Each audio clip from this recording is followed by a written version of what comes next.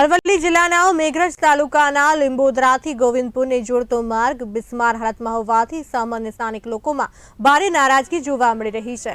ગ્રામજનોએ આક્ષેપ કરતા કહ્યું છે કે છેલ્લા 10 વર્ષથી અમે મેઘરજ તાલુકા તંત્રને રજૂઆત કરી રહ્યા છે, પરંતુ હજુ સુધી તંત્ર દ્વારા કોઈ કાર્યવાહી કરવામાં આવી રહી નથી। સ્થાનિક લોકોનું કહેવું છે કે અમારે તાલુકો મેઘરજ લાગે છે, પરંતુ નજીક પડતું નગર માલપુર છે, જેથી દરેક કામ માટે વારંવાર અવરજવર કરવી પડે છે। છેલ્લા 10 વર્ષથી અમો લીંબોદરા ગામના રહેવાસી વારંવાર સરકારી બાબુઓને રજૂઆતો કરીને થાકી ચૂક્યા છે। એક તરફ સરકાર કરી રહી છે વિકાસ, શું આને વિકાસ કહેવાય તેવા પ્રશ્ન લોકો કરી રહ્યા છે।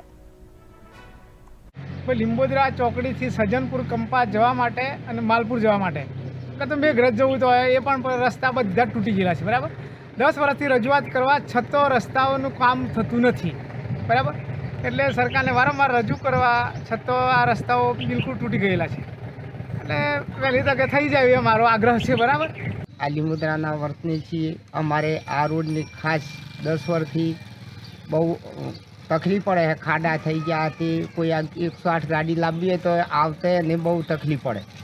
અમારે કોઈ સારવારમાં ઠેકાણું અહીંથી માલપુર જવા માટે કોઈ રસ્તાનું બરાબર ઠેકાણું નથી।